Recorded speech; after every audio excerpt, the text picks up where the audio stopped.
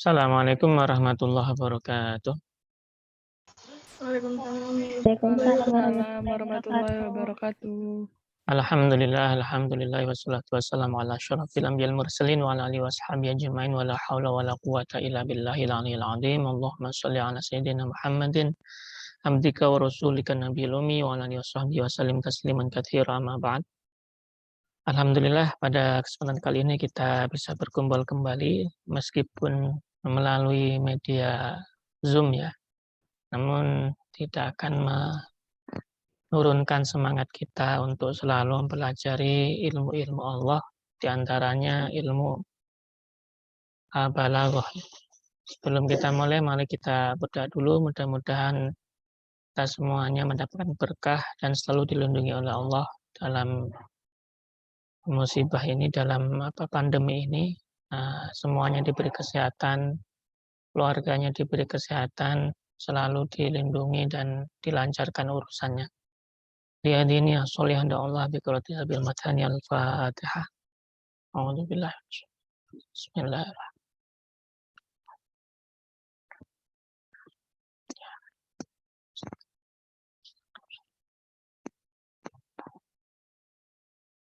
Amin amin ya rabbal alamin. Alhamdulillah. Kemarin sudah kita bahas tentang pengenalan atau muqaddimah dari ilmu balaghah ya.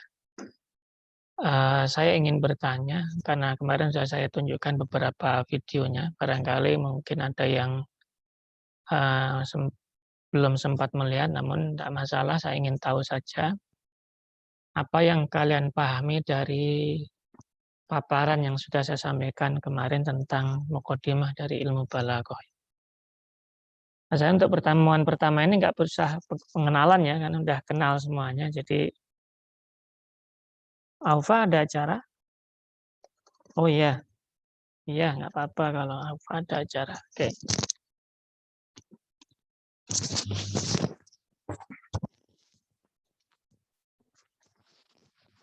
Yang pertama saya ingin bertanya kepada Alifa. Alifa Mega Nurhaliza. Mana Alifa? Alifa. Ya, mana Alifa? Oke, baik. Nah, oke. Menurut Alifa, yang sudah Alifa pahami dari kemarin yang sudah saya ambilkan di slide itu ya, beberapa slide tentang muqaddimah dari ilmu balaghah. Apa yang bisa Alifa pahami dari situ, bisa disampaikan? Silahkan. Ya, kemarin menurut yang diterangkan Ustadz, kalau perbedaan antara ilmu balaghah, ilmu sorof sama nahwu itu, kalau ilmu sorof itu supaya bisa memahami struktur kata. Kalau yang ilmu nahwu itu mengetahui kedudukan kata dalam kalimat, sedangkan yang ilmu balaghah itu untuk memahami struktur kalimat. Ya. Berarti perbedaannya apa antara nahwu, sorof, dan balaghah?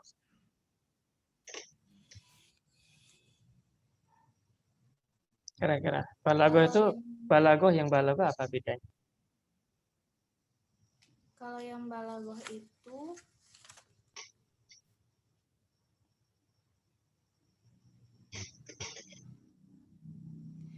keterampilan berbahasa Arab yang di dalamnya tergantung bagaimana seseorang itu memiliki kesiapan hati dan pikiran, kejelian dalam memahami keindahan dan perbedaan-perbedaan yang tersembunyi dalam ungkapan-ungkapan bahasa Arab. Oke, baik. Ya, bagus, berarti sudah bagian melihat ya. Oke, saya akan bertanya lagi kepada yang satunya lagi, Alifatus Saifatidini ya. Alifatus, silakan. Apakah seperti tadi yang disampaikan oleh Alifah? Apakah seperti itu? Sama. Sama. Ya, menurut Alifatus bagaimana? Apa bedanya antara balaghah, nahwu, dan sorof? Kalau nahwu itu lebih ke kedudukan katanya, sedangkan kalau ilmu balaghah itu lebih ke maknanya. Oke. Bagaimana memahami makna ya? Oke.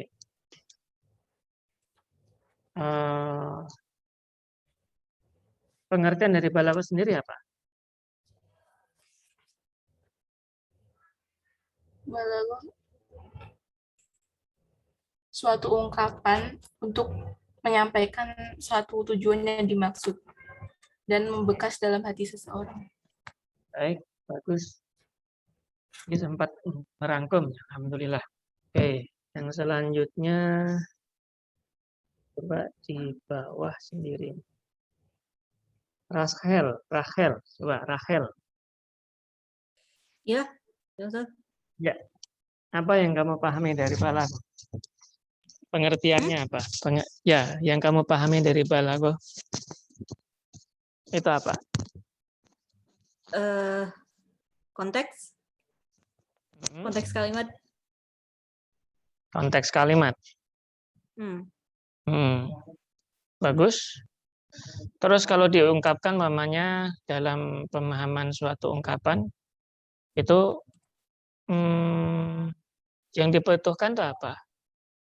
Konteksnya atau teksnya? Atau dua-duanya? Dua-duanya. Dua-duanya. Berarti perlu belajar apa saja di situ?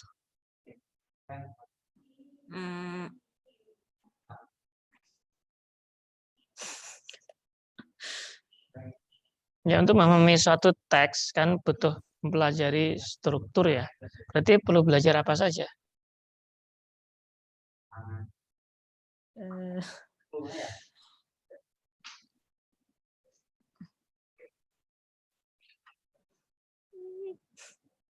Ya, susunan dari teks kan. Pertama kata, berarti mempelajari apa? Nahwu, sorof, balaghah. Iya.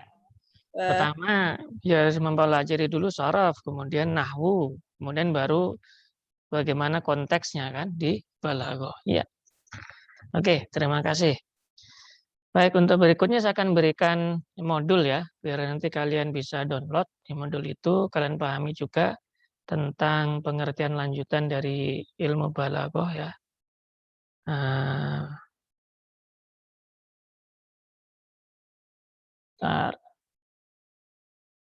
Agak susah ya.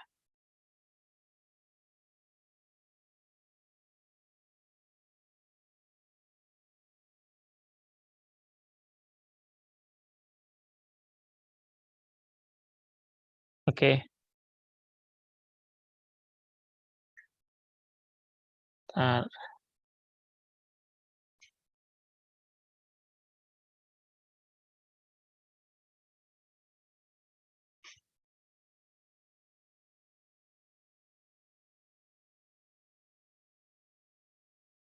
Loh, kok belum bisa ya?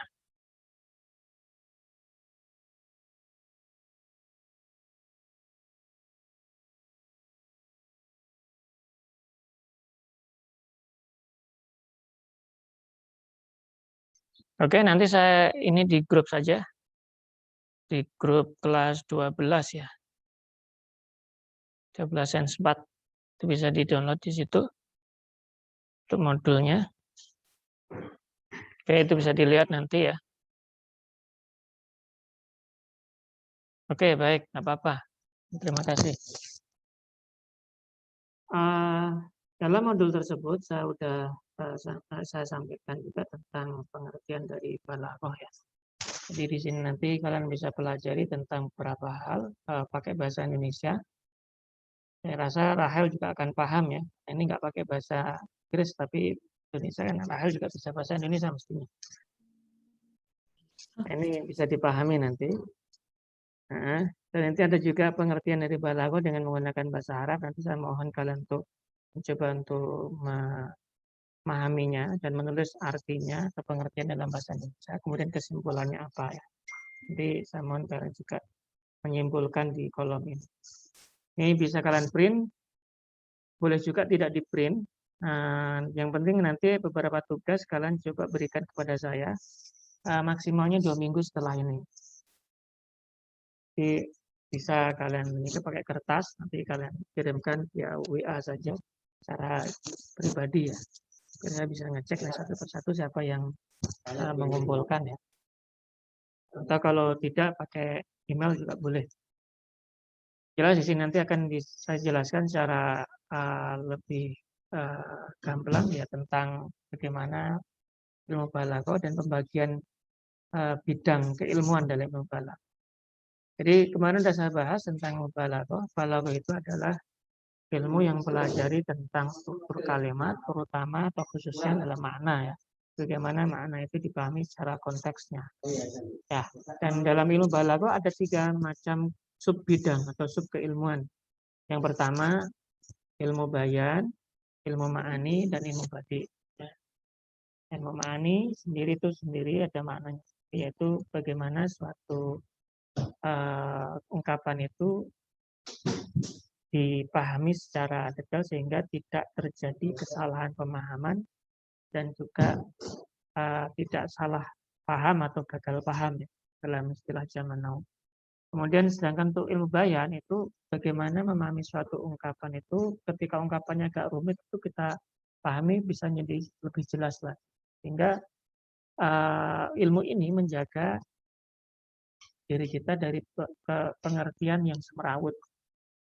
Sedangkan ilmu badi itu adalah ilmu yang mengatur tentang susunan kalimat agar tampak indah, baik dan benar. Itu badi. Dari kata badi'. Badi' itu keindahan. Atau yang menciptakan yang belum pernah ada. Namun di sini artinya dia keindahan. Jadi bagaimana susunan kalimat itu menjadi lebih indah. Coba kemarin sudah saya bahas juga tentang bagaimana kita mengungkapkan suatu ungkapan ya. Secara singkat kemarin tentang ilmu balaghah. Bahwa seseorang itu ketika dia bisa mengungkapkan suatu ungkapan dan ungkapan ini bisa nyampe atau bisa membekas di hati orang, maka ungkapan ini dianggap ungkapan yang balik, yang sudah sampai, yang istilahnya sampai maksud yang dituju. Oke, gini. Sejatinya kita berbicara atau kalian berbicara itu sebenarnya untuk apa sih? Kira-kira kita bicara itu untuk apa? Untuk menyampaikan maksud kita. Ya, untuk memastikan maksud yang kita inginkan ya.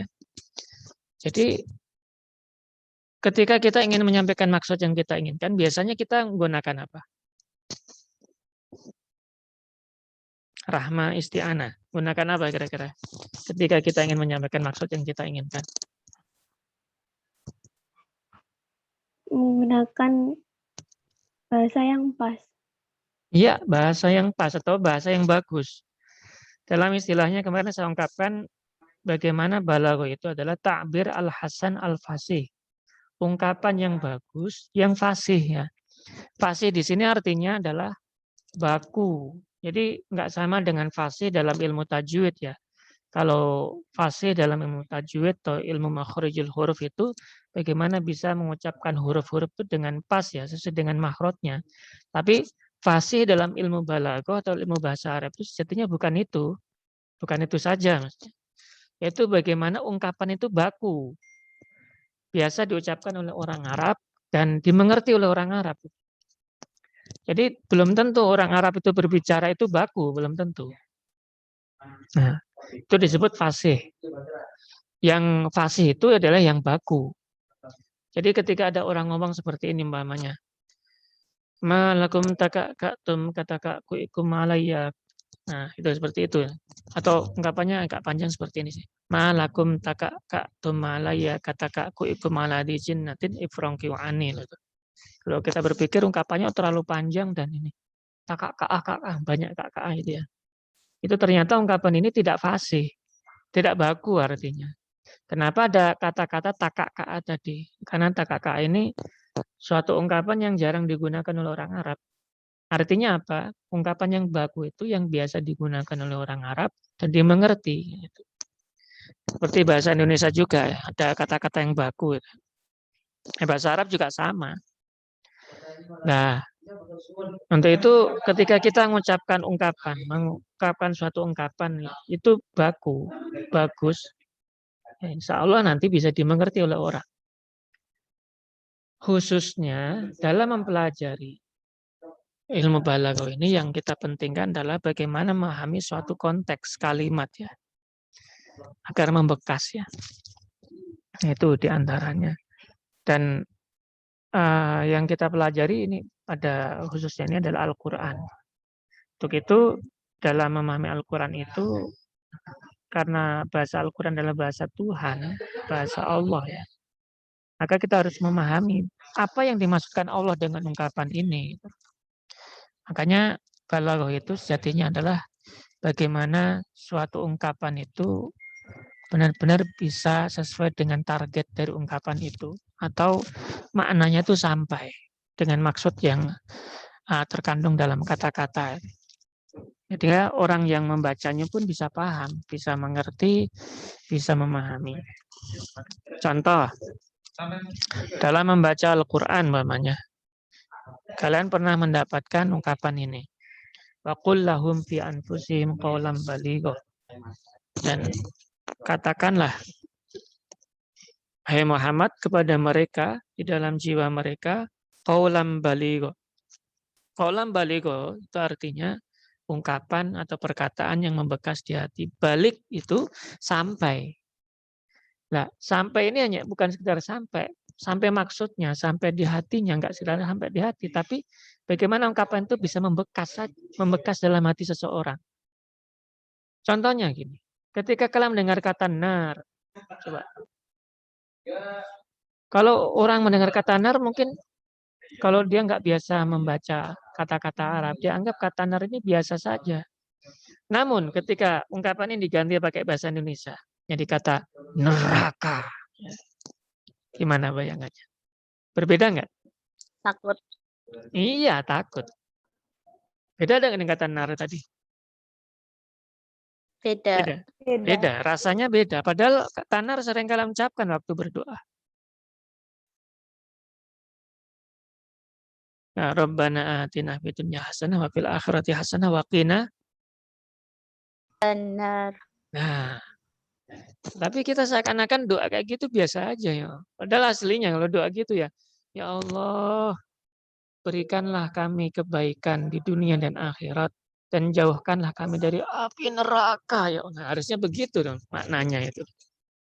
Membekas. Sehingga nggak ngantuk ketika berdoa.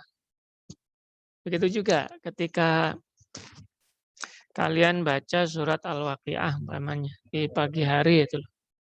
Surat Waqiah itu isinya apa tuh? Tentang rezeki Ustadz. Itu karena biasanya kalau baca surat Waqiah itu kita itu inginnya dapat rezeki yang banyak. Padahal surat Waqiah itu nggak ada sangkut pautnya dengan rezeki loh. Surat Waqiah itu hubungannya dengan bagaimana kejadian di hari kiamat. Makanya ungkapan pertamanya kan idza waqa'atil waqiah. Apabila terjadi hari kiamat. Loh, ungkapan ini loh, orang buat orang itu kaget. Harusnya itu nggak ngantuk ketika subuh. Coba subuh di pondok itu. Ketika Ustadz Imamul Mujahidin baca surat Waqiah umpamanya. Idza waqa'atil waqiah. Tidur. Kan ya aneh mau tidur malah.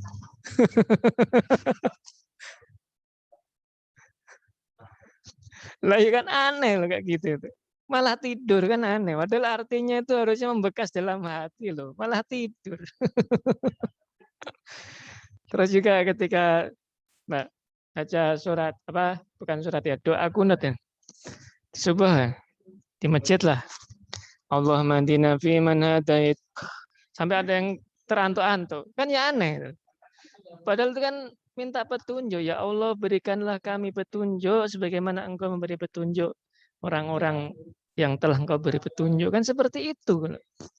Minta petunjuk kok malah ngantuk kan aneh. Artinya apa? Selama ini yang kita baca itu tidak ada yang membekas. Untuk itu perlu kita pahami ilmunya, yaitu pakai balaghah. Oke. Nah, gimana menurut Almas? Menurut Almas bagaimana? Kira-kira penting nggak ilmu ini? Penting, Ustaz. Pentingnya apa? Ya, kita bisa, jadi kita dalam berdoa itu enggak semata-mata cuma mengucapkan, tapi kita juga bisa memahami maknanya, meresapi artinya. Jadi kita tahu apa maksud yang kita doakan itu. Iya, benar. Coba, sekarang mau nanya nih pada kalian nih. Ada seseorang yang mungkin dia itu mengungkapkan ungkapan hatinya kepada kalian dengan ungkapan yang seperti ini. Aku suka kamu. Titik itu ya. Dengan ungkapan yang kedua. Sejak pertama aku melihatmu, hatiku selalu berdegup kencang. Tiap hari tak bisa terlepas wajahmu dari dalam jiwaku. Umpamanya kayak gitu. Lebih mengena yang mana? Kedua. Yang kedua. Yang kedua, tentu. Itulah mengapa balaghah itu perlu untuk dipelajari agar bisa memahami ungkapan-ungkapan seperti itu. Terlebih Al-Quran loh, bahasanya seperti itu. Jadi bahasa Al-Quran itu memang ada yang lugas, ada yang tegas, namun banyak yang seperti tadi, bahasa kiasan. Nah, itu kan asik bahasa Al-Quran. Juga bahasa yang kita baca ketika berdoa itu asik-asik loh bacaannya.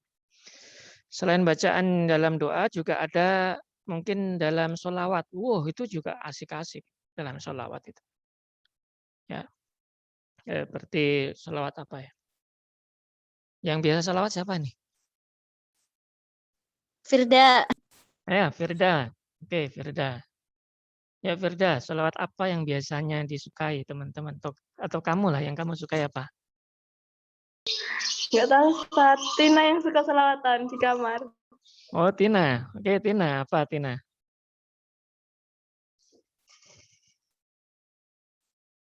Tina? Tina ada? Enggak, Ustaz. Firda. Oh. Kira-kira sholawat apa yang disukai, yang kamu sukai? Kata Firda, kamu tadi yang bisa sholawatan. Kira-kira apa? Coba sebutkan aja satu sholawat aja. Man ana. Man ana itu bukan sholawat, itu lagu itu. Tapi meskipun itu lagu ya, tapi artinya juga bagus loh, membekas loh. Coba gimana man ana? Baitnya gimana? Ya, Tina, Firda, keduanya lah. Mana Firda? Firda kok menghilang ini? Kemana ini? Enggak, Ustaz, ada, Ustaz. Oh ya, Tina sama Firda ini duanya duet.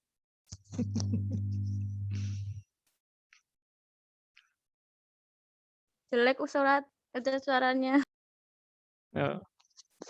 Ya udah, yang bisa siapa ini? Yang tahu? Nur Laila. Nur Laila. Ustaz. Nur Lila. Oke. Nur Laila apa Nur Lila? Nur Lila. Oke. Nur Laila. Nur Laila. Nur Laila. Nah, coba Nur Lila nama Nur Laila sama aja. Enggak, Ustaz. Ya, itu coba contohnya man ana ya. Man ana laulakum ya. Itu juga asik loh itu kalau kita pelajari secara balaghah ya. Man ana, siapa saya? Kalau diungkapkan bahasa Indonesia kan juga asik lagi. Siapa aku? Tapi ya aneh juga sih bahasa Indonesia. Kadang artinya jadi nggak bisa membekasnya ketika kita memahami bahasa Arab ya. Jadi man ana laulakum itu tadi. Siapa aku kalau bukan tanpamu, itu seperti itu. Itu kan termasuk ungkapan yang membekas. Artinya apa? Seseorang yang mengucapkan ucapan ini dia itu merasakan perasaan yang luar biasa terhadap orang yang dituju tadi, yaitu guru tadi ya. Man ana laulakum kan maksudnya ke guru ya. Aku itu nggak ada apa-apanya tanpamu. Ya. Kalau bahasa Indonesia kan gitu. Coba beda dengan ungkapannya kalau kalian menggunakan bahasa Indonesia. Aku tuh biasa saja. Kalau nggak ada kamu juga biasa. Nah gitu kan aneh. Biasa aja tuh kayak gitu. Tapi kalau pakai ungkapan balaghah, aku tuh nggak ada apa-apanya loh tanpa dirimu. Lah kan beda. itu juga ada dalam ungkapan balaghah. Itu disebut namanya qasr ya. Qasr itu bagaimana menegaskan suatu ungkapan sehingga ungkapan itu menjadi satu maksud ya, yang artinya awalnya itu banyak maksud menjadi satu maksud. Contohnya dari qasr itu dalam bahasa Arab itu yang paling sering kita baca setiap hari itu yaitu tahlil. La ilaha illallah itu ya. La ilaha tiada Tuhan. Oh, itu nggak boleh berhenti loh itu. Illallah. Nah, itu harusnya gitu. Nah, gabungan antara nafyun itu peniadaan. La itu tadi dengan isbat penetapan dengan ilah itu menunjukkan makna tegas, makna qasr, makna yang dikhususkan. Berarti hanya satu aja Tuhan itu, ya Allah itu. Itu berbeda ya dengan ungkapan-ungkapan yang biasa saja ini. Nah, itu penting kita mempelajari balaghah agar apa yang kita istilahnya ketika kita mempelajari Al-Quran itu bisa lebih membekas dalam hati kita. Terlebih kalian nanti akan mempelajari Al-Quran dan diintegrasikan dengan sen ya. Itu akan lebih membekas dan lebih mengena maknanya kalau memahami balaghah. Oke. Baik, waktu kita terbatas, ini tinggal 7 menit ya. Ada pertanyaan?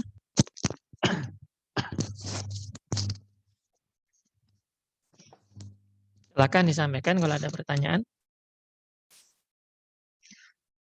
Modulnya sudah diterima ya di grup?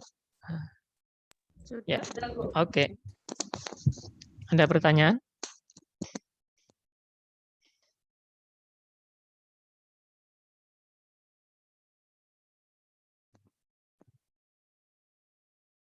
Kalau tidak, saya yang bertanya.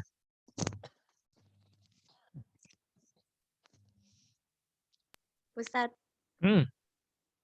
kan kita sebelum belajar balaghah belajar sorof sama nahu. Sedangkan kayak kita sorof sama nahunya aja belum gitu, Ustadz, gimana? Itu pertanyaan sering muncul ya. Kan harusnya itu sudah belajar balaghah itu mestinya syarat utamanya itu memahami sorof dan nahwu itu lebih minimalnya standar ya. Gini, yang jelas di Transen ini waktu kita terbatas ya. Hanya waktu 3 tahun itu untuk mempelajari semua keilmuan atau alat atau piranti atau perangkat untuk memahami Al-Quran itu ya nggak cukup waktunya itu. Minimalnya kita mengenal gitu loh, tahulah sedikit-sedikit ya. Daripada tidak kenal sama sekali. Lebih baik kenal. Maka ketika kenal keilmuan itu nanti bisa kita gunakan ketika suatu saat kita mendalami suatu keilmuan yang ada hubungannya dengan itu, bisa kita gunakan lagi dan kita dalami lebih dalam lagi di kesempatan yang lain. Tapi minimalnya kita tahu bahwasanya mempelajari Al-Quran itu nggak gampang. Nggak semudah kita membaca Al-Quran terus dicari terjemahnya, nggak gitu. Itu kurang tepat malah.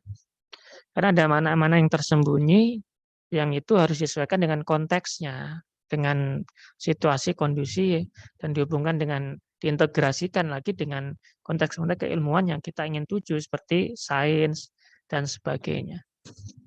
Jadi, tetap diperlukan.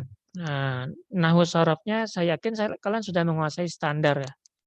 Yang penting tahu mana mubtada, mana khobar, mana fi'il, mana fa'il, udah cukup itu. Mengetahui itu saja udah cukup. Itu udah struktur dasar dalam bahasa Arab. Aslinya bahasa Arab yang jelimet itu ya. Itu intinya kalian paham mana subjek dan predikat tok, udah itu tok. Kalau udah bisa paham subjek predikat, selesai sudah semua keilmuan bahasa Arab. Aslinya loh, kalau untuk teks loh, teks saja loh. Kalian hanya bisa harus mengerti mana subjek dan predikat saja. Coba, subjek itu dalam bahasa Arab apa toh? Fa'il. Fa'il. Ya, fa'il.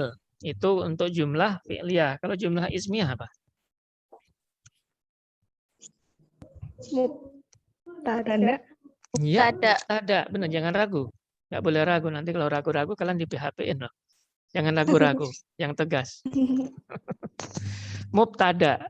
Jadi mubtada itu juga subjek, termasuk rumpun dari subjek, termasuk bagian dari subjek. Jadi dalam bahasa Arab itu kalimat itu terbagi menjadi dua secara umum, yaitu jumlah ismiyah dan jumlah fi'liyah ya. Jumlah ismiyah itu yang diawali kata benda. Seperti Almas seorang santriwati. Nah, Almas ini kan kata benda ini, nama orang ya, isim ya. Nah, itu mubtada. Itu disebut dengan jumlah ismiyah. Sedangkan jumlah fi'liyah yang diawali fi'il, yaitu seperti jalasat sahifah. Ya. Jalasat sahifah. Sahifah sedang duduk. Nah, tapi kalau dalam bahasa Arab itu diawali fi'ilnya dulu. Sedang duduk atau telah duduk siapa? Sahifah.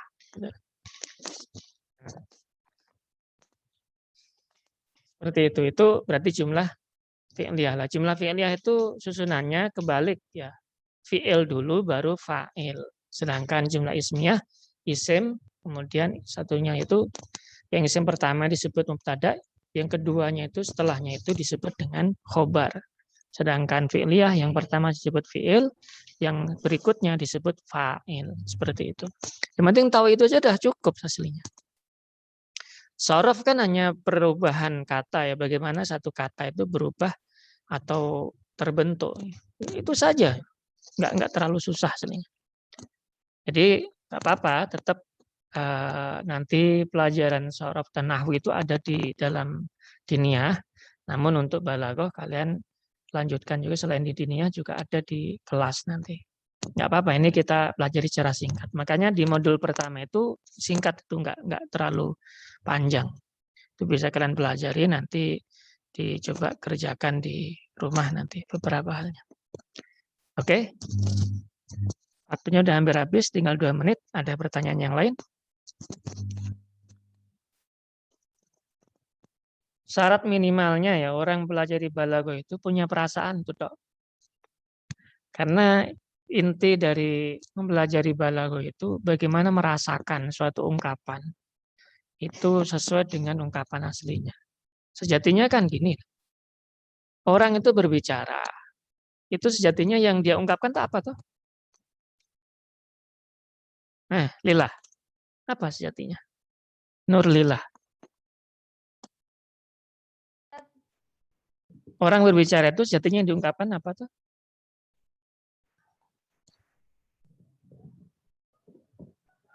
Bagaimana dia menyampaikan dengan ungkapan kalimat yang baik sehingga orang yang mendengarkan tuh bisa paham. Nah, itu kan yang tertulis, apa yang saya tuliskan kemarin. Tapi intinya awalnya itu orang itu mengungkapkan ungkapan itu artinya dia menyampaikan perasaan, pikiran, ya kan?